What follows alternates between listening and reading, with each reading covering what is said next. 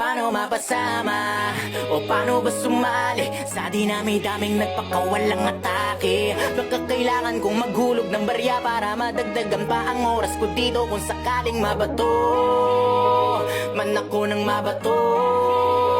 Pag sinabi ko na ititigil ko na to, set up yun para sa'yo, parang Massacre 44, mama sa pano ba? Kamusta? Balita ko, kapos na yung bawat tira ng paaging saan na napunta. Inaabangan ko pa naman parang ambagan sa inuman. Ako yung madalas sa pulutan sa kwentuhan, hindi ba naubos yan? Pero kahit na ganoon, sinasanay ko aking sarili. Ganyan talaga pag mabait ka, lahat ay nawiwili. Kaya dapat pinipili, pag-isipan na mabuti. Walang masama na kumilatis kaysa sa huli kang magsisi.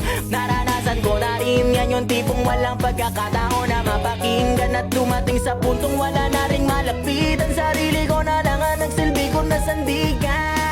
Kaya walang may karapatan para sabihin sa'kin na itigil ko na yan. Sasabihin nyo wala akong pakialam dahil nasimulan ko to nung panahong wala kayo, alam nyo yan. Di ko na kailangan pa na paliwanagan, wala na akong magagawa kung saraduhin nyo isipan. Di ko kailangan na ipilit ang sarili ko para sa inyo. Marami na akin, ko na ako lang pumasan. Di ko pinili na lagi na mapadagan. Di ako nasanay sa maling katuwiran, kaya lumakas tayo paninindigan na dapat ipanalo ko lahat ng laban. Ganon ako mag-isip, iniwas ako na magpahagit. Mas ginusto magkulong sa silid kaysa sa mundo puno na inggit. Teka baka pwedeng baliin natin to.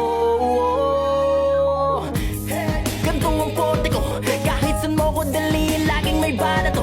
Oo, iba ako sa mga pambato nyo. Di ako nagyayabang kaya